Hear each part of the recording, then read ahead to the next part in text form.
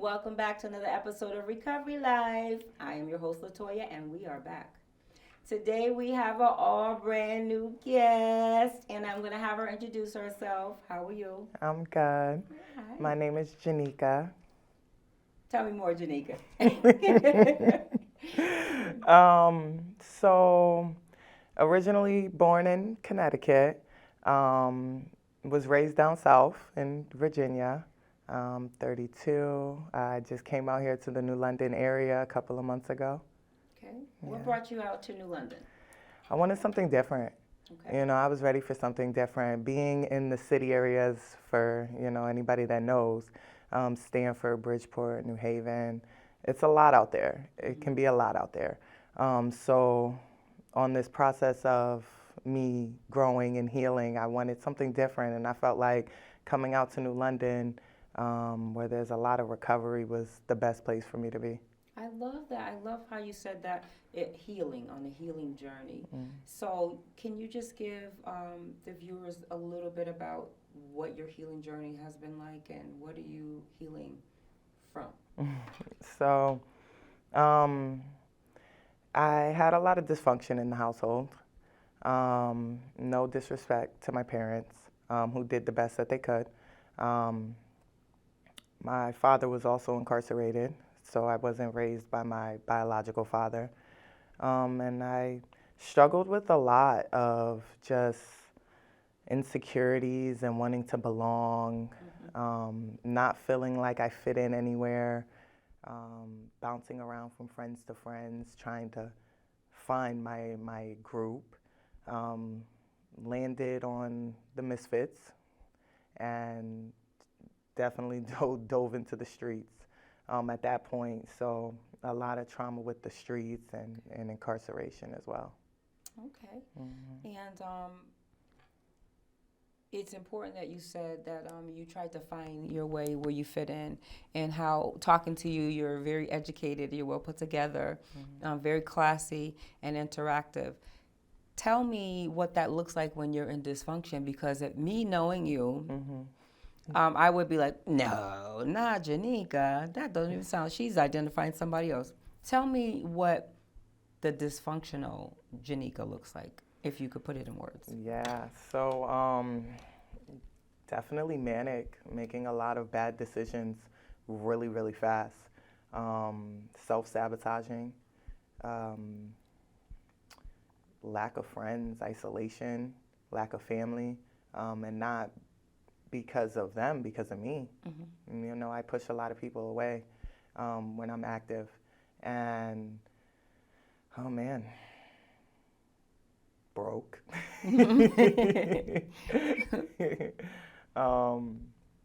Yeah, I mean, if I was to sum it up in one way, it would be complete isolation, complete withdrawal from society in itself.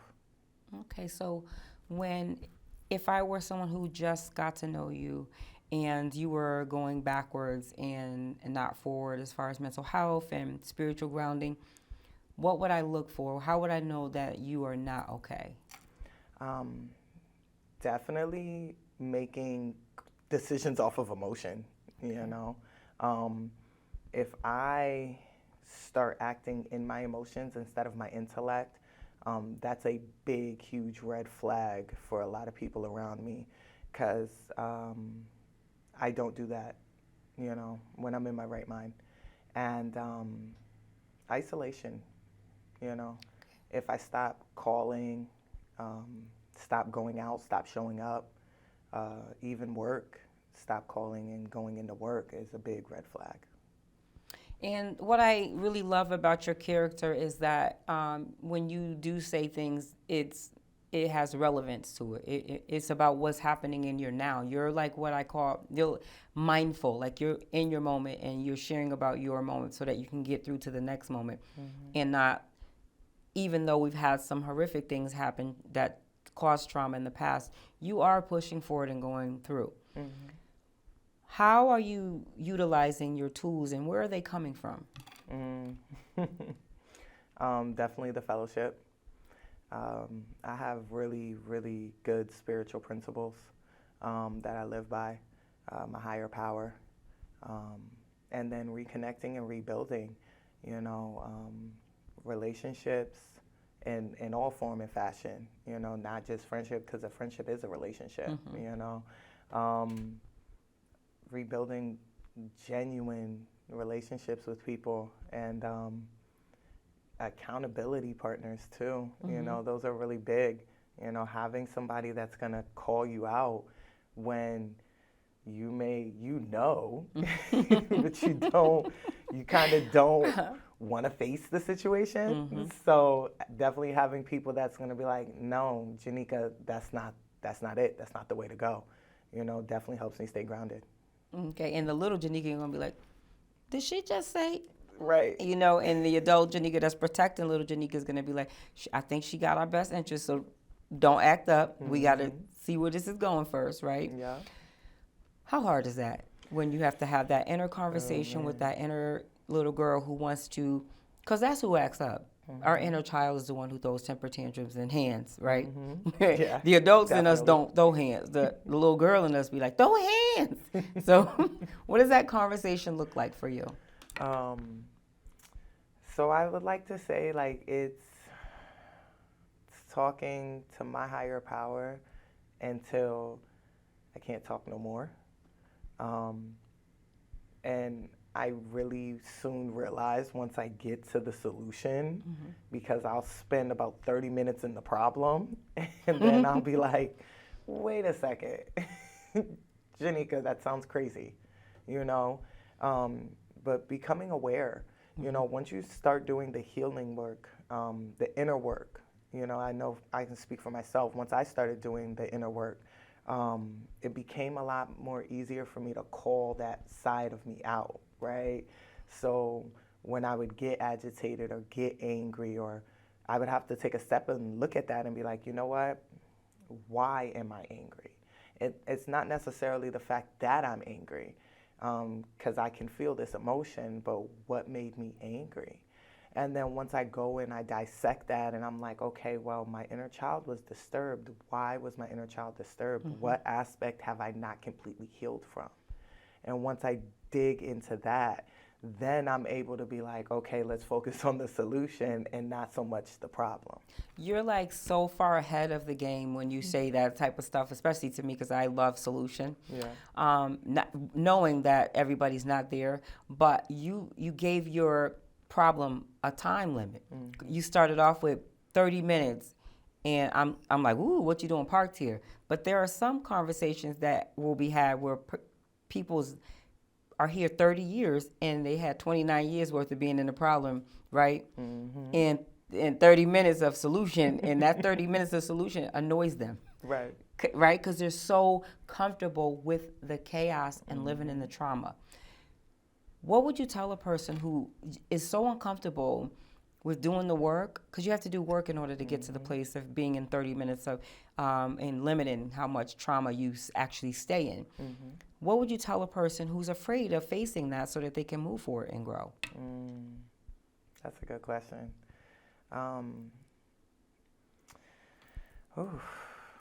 What would I tell them? I would definitely tell them that there is progress in the healing. Like, there is lessons in the healing. If I woke up tomorrow and I was 15 years clean, I wouldn't know anything. I wouldn't know where I worked. I wouldn't know my friends. I wouldn't know anything.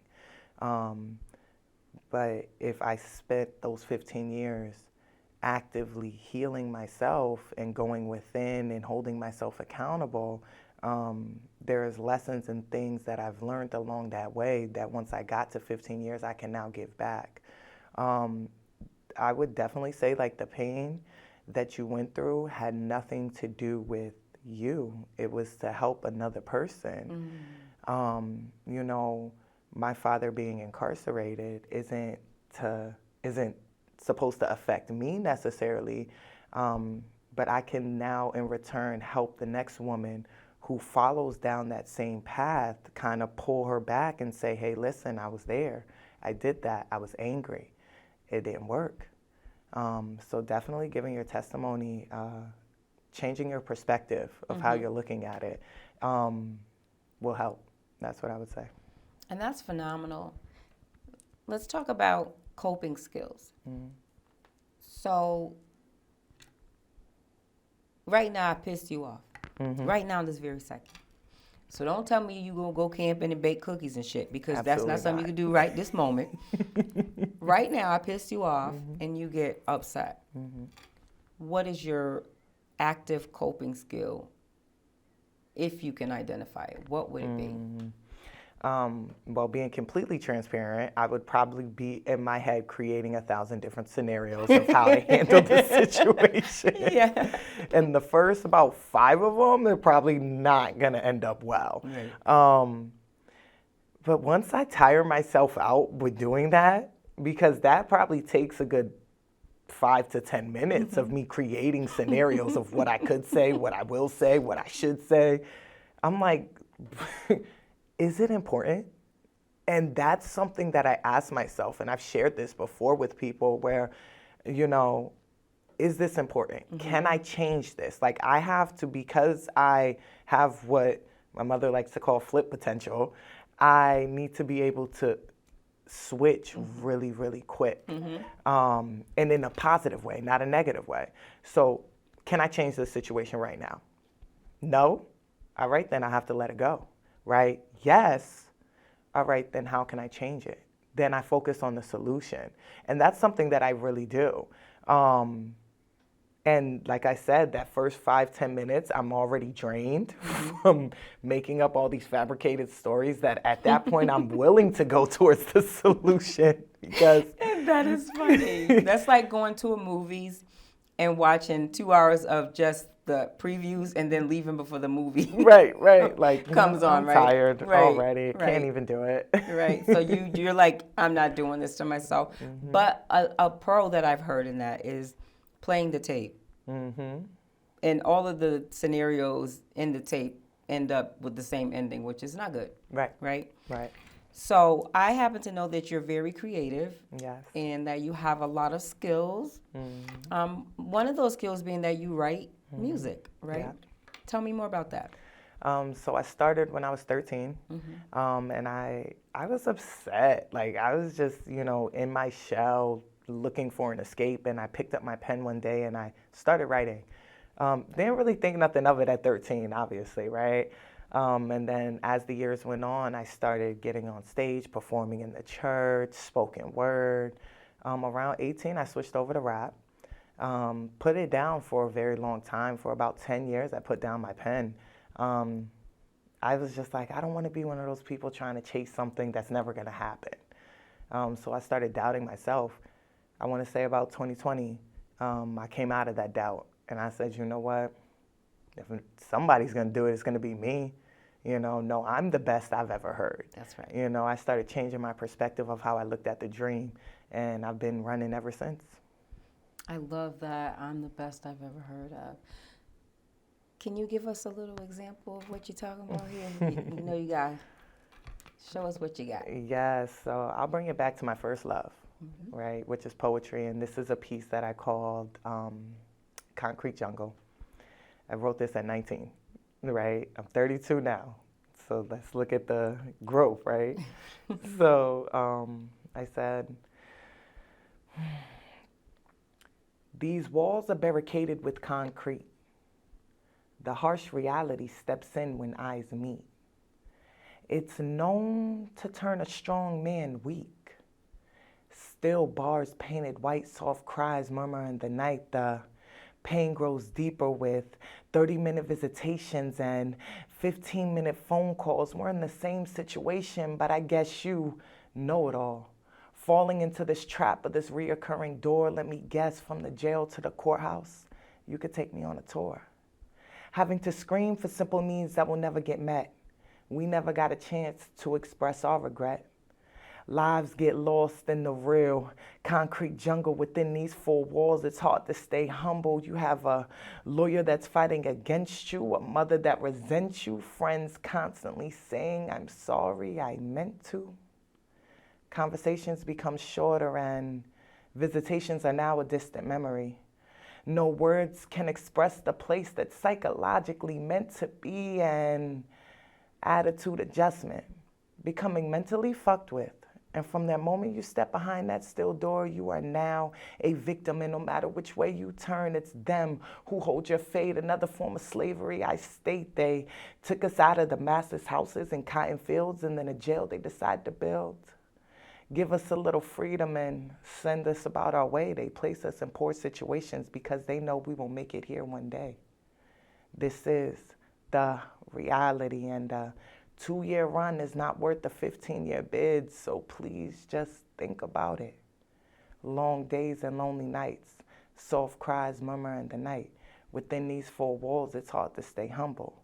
Lives get lost in the real concrete jungle. That was amazing. Oh my God, you are a superstar. Thank you. In every sense of the word. Every time I hear something from you, I'm like, girl, I need to buy an album from you or something. Like I said, an album, I'm dating myself, a CD, whatever they selling nowadays. You are fabulous at what you do because you can tell that it's that mindful thing I was talking about again. It comes from you and your existence and what you lived. And see, these plants, they always come up again. The jungle. Yeah.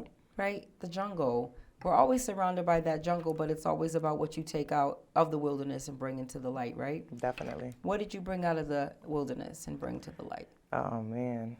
I always say I'm not responsible for what happened to me, but I'm responsible for how I heal. And I feel like I'm sharper because of it. I'm more resilient because of it. More ambitious because of it. All the things that necessarily, when you're in the streets and you're kind of ripping and running, you use towards a negative aspect.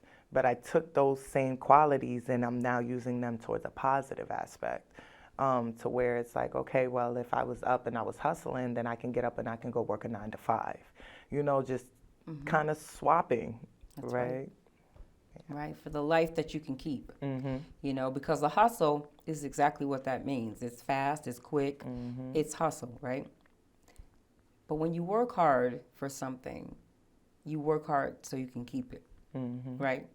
Because it's not replaceable when you work hard for something. Exactly. Right? You have to work hard to continue to keep it. So what is it that you do to work on yourself to be able to keep the peace of mind that you have just in this moment? What does it take to just get this moment of peace for you? Number one, I make sure my day is filled with something in recovery. I do.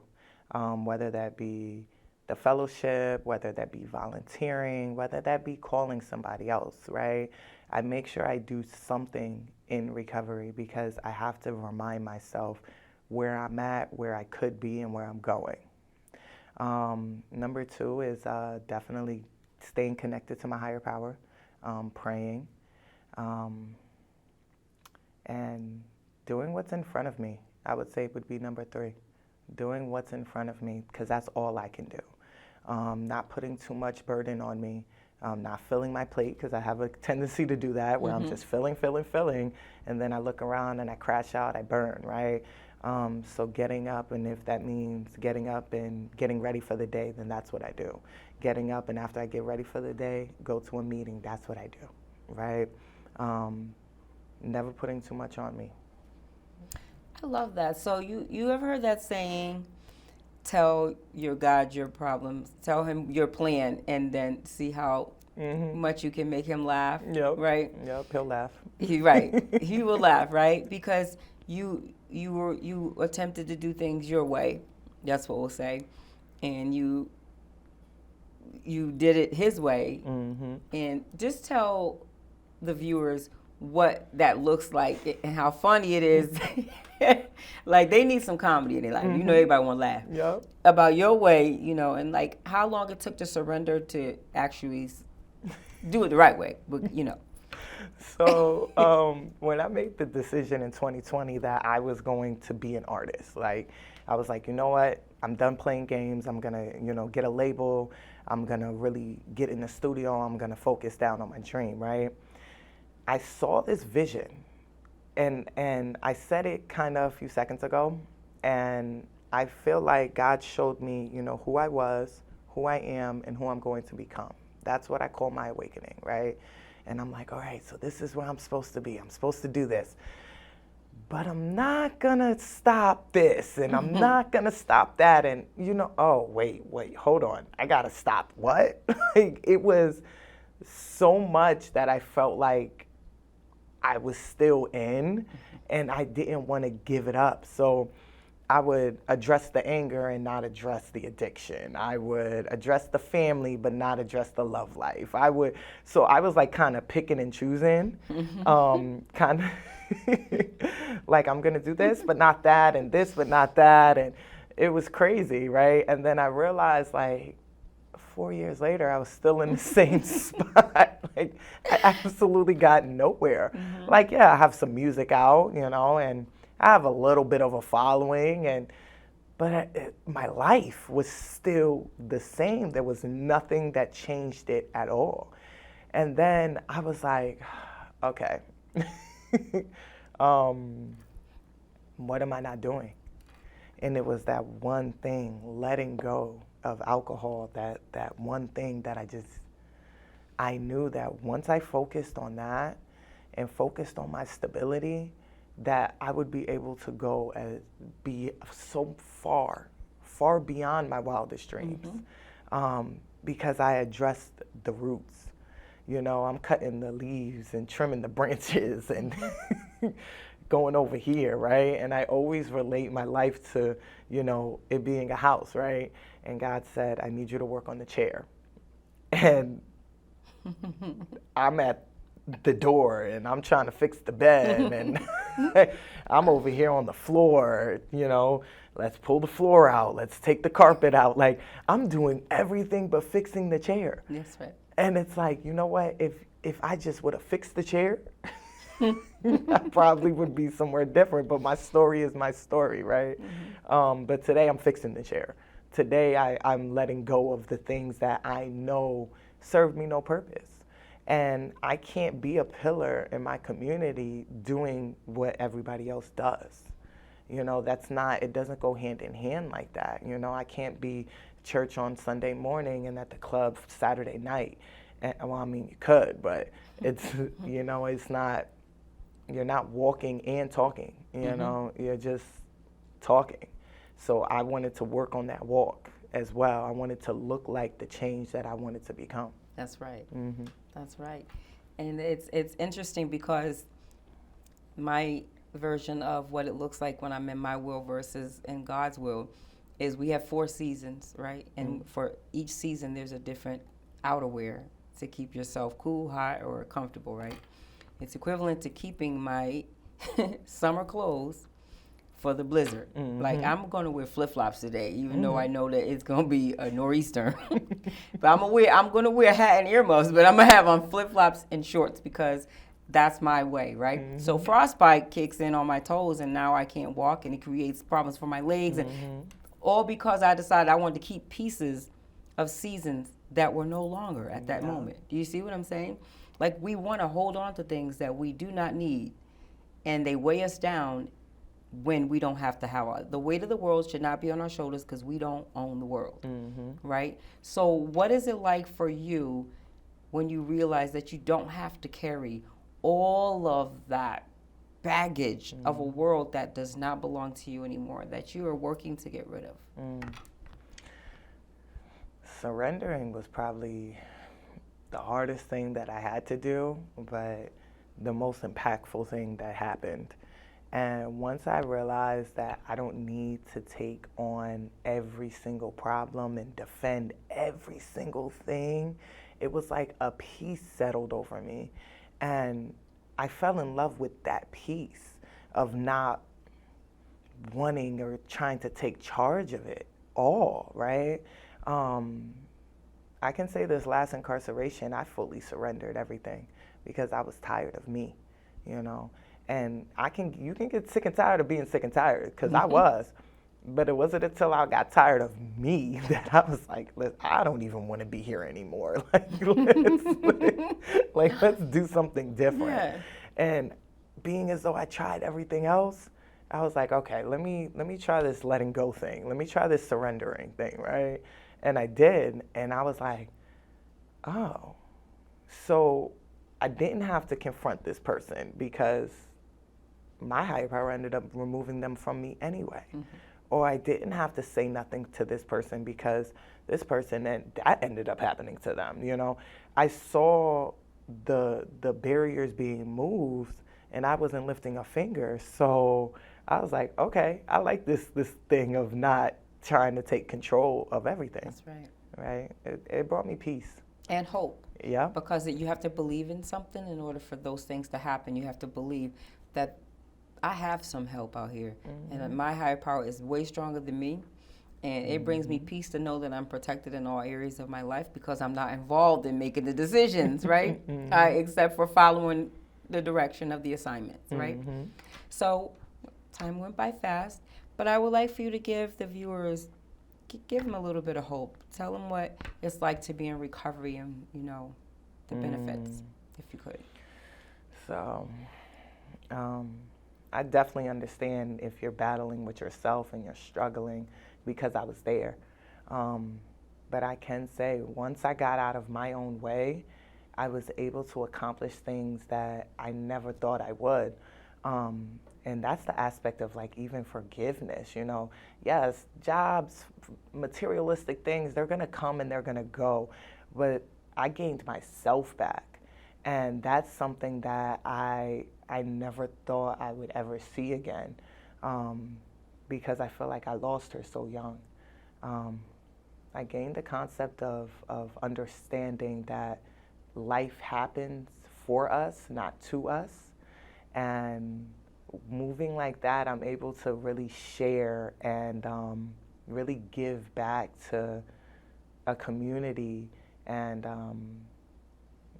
grow within myself. I wouldn't lose faith, not yet. Don't quit 5 minutes before the miracle. I promise it's right around the corner. I love that. Thank you so much for coming today. Thank you. You have been one of the greatest energies that I felt in the studio, and I appreciate you being here today. Thank you so much for having me. And I'll have you back again. Yes. All right. We got the women's retreat coming up, so I'll have you back. Oh, yes. I'm definitely there.